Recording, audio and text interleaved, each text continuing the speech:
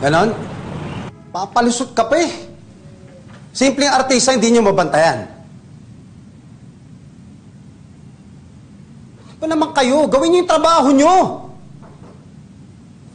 O sige, sasagot ka pa.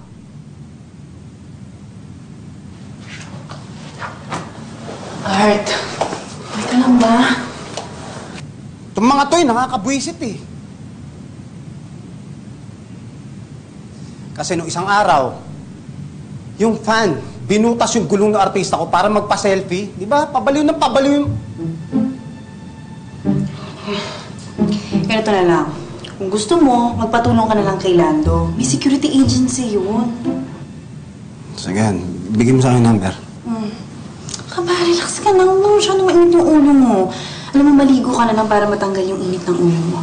Tapos, sasamahan kita. Init talaga ng ulo ko! Gusto ko maligo! Hindi ka na din. Han!